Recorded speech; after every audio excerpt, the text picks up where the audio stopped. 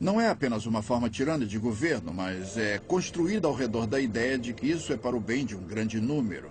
Então as pessoas, no fundo, que recebem ordens, são educadas ou convencidas, ou como quiser chamar, para acreditar que no final das contas isso é o melhor para elas. O maior objetivo deles é reduzir a população do mundo. O príncipe Philip, o segundo marido da rainha Elizabeth, disse isso. Ele disse, se um dia eu voltar, se eu reencarnar, eu quero voltar como um vírus mortal. É claro que ele quer.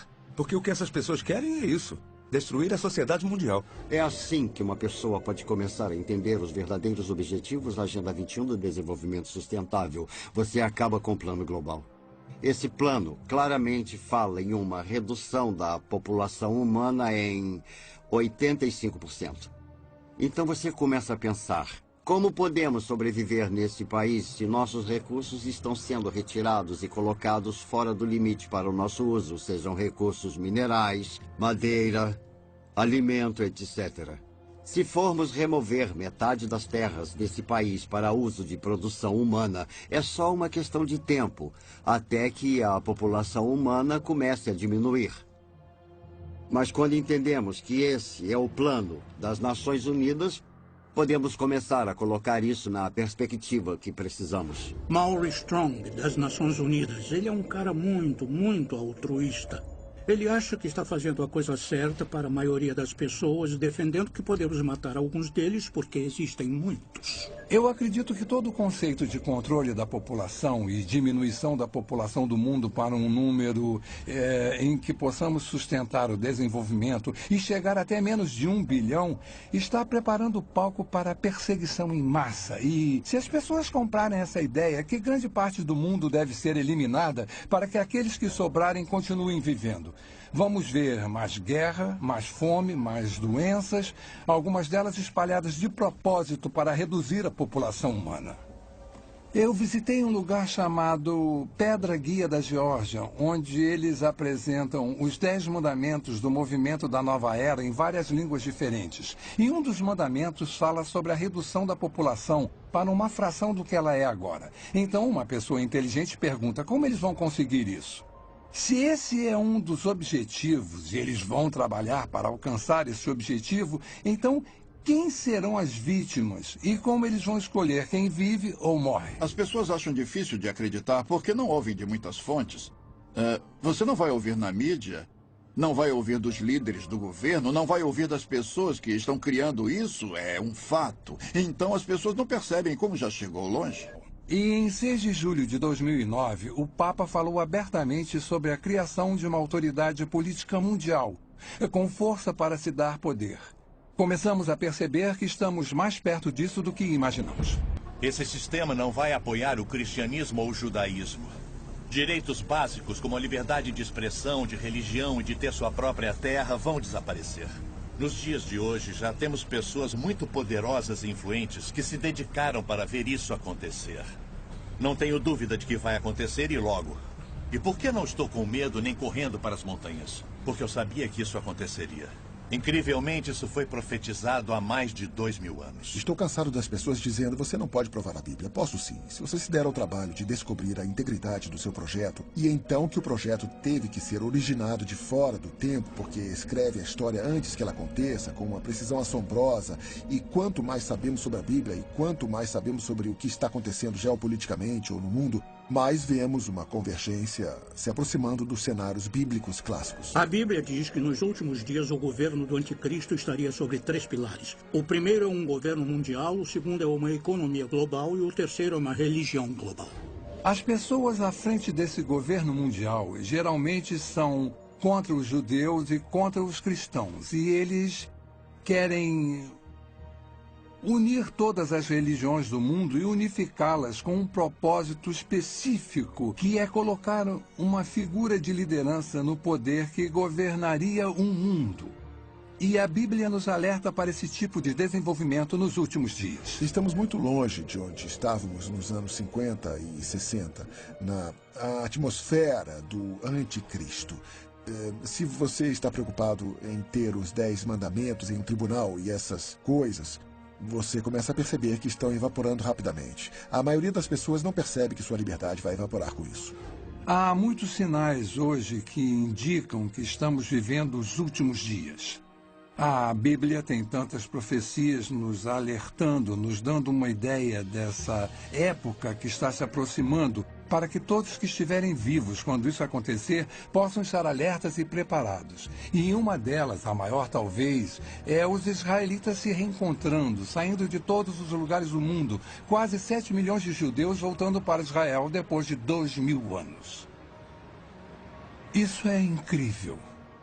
Algumas pessoas tentam dizer que é uma grande coincidência ou parte de um plano diferente. Mas quando lemos as Escrituras, mais de 50 diferentes profecias no Antigo Testamento predizem que nos últimos dias Deus reuniria os judeus dos 4 cantos da terra, de um lado do mundo até o outro, trazendo todos de volta para Israel. É muito difícil tentar explicar isso. Ezequiel escreveu sobre a restauração de Israel e que nos últimos dias seria restaurada e ficaria da mesma forma de antes de ter sido dispersa. Sofonias diz que eles retornariam com uma língua pura, que é o hebraico, que foi restaurado por Ben Yahuta em 1948, a língua de trabalho de Israel e que já esteve morta antes do latim ser desenvolvido. Além disso, no livro de Daniel, está escrito que haverá um crescimento massivo de conhecimento. Pelo que eu soube, o conhecimento está dobrando a cada 4 anos.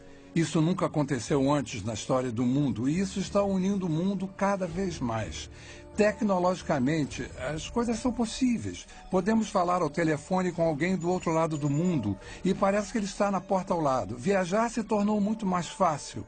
E temos a comunicação pela internet.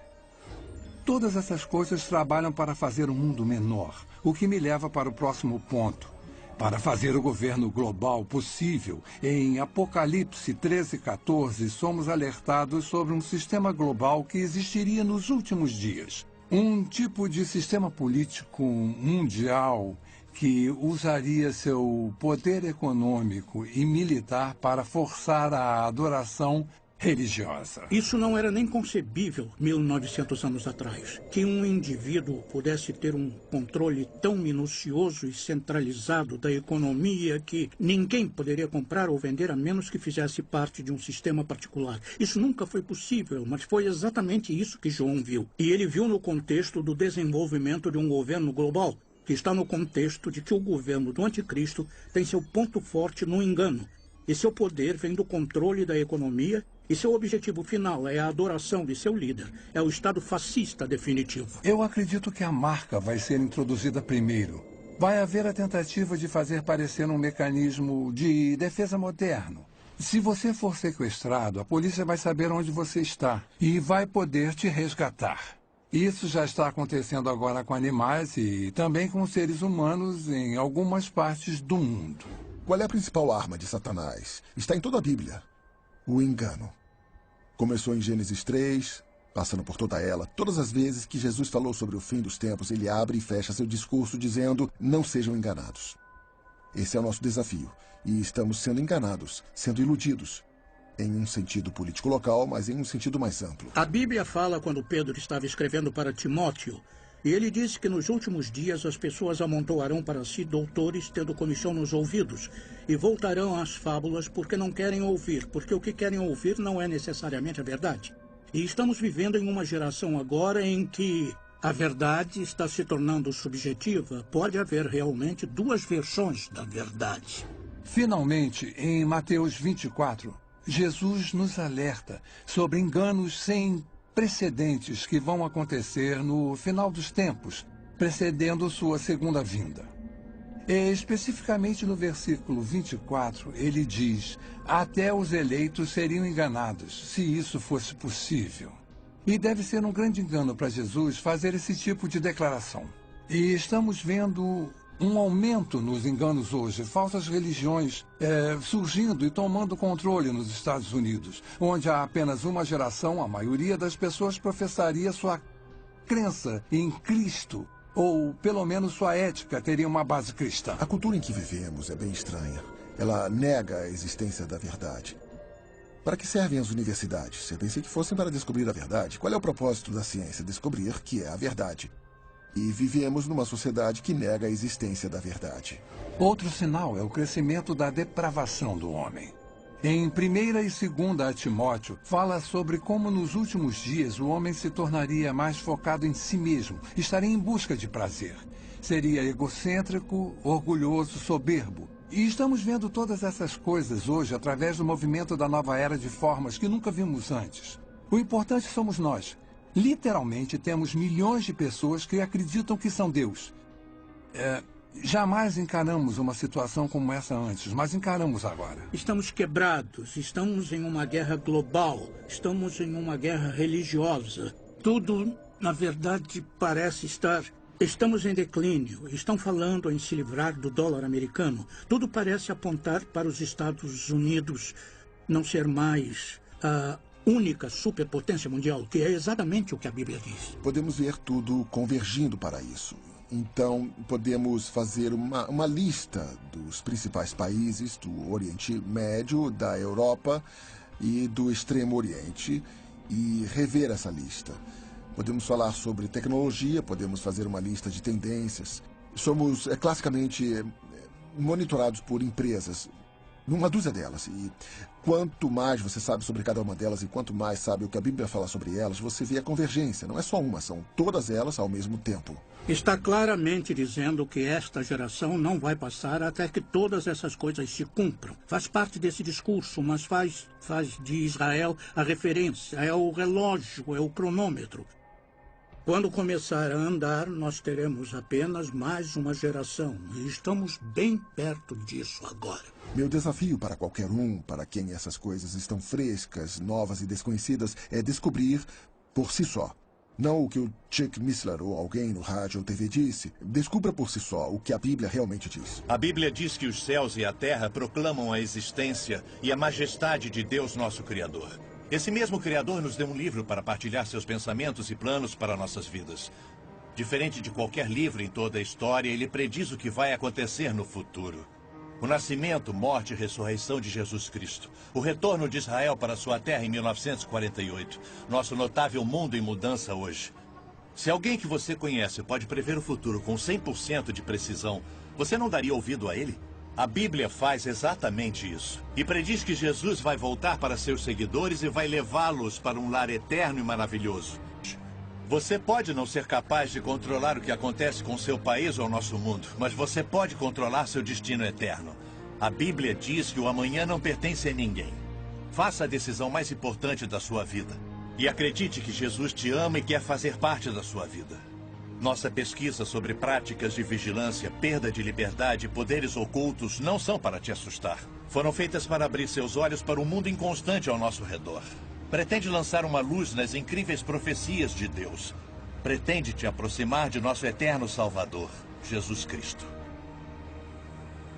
O que vai acontecer daqui a um mês, daqui a um ano, daqui a 10 anos? Como nos preparar para isso? A única coisa que Deus coloca sempre no meu coração é a importância de ficar perto dele, viver um dia de cada vez e que possamos todos nós manter os olhos abertos e focados na eternidade.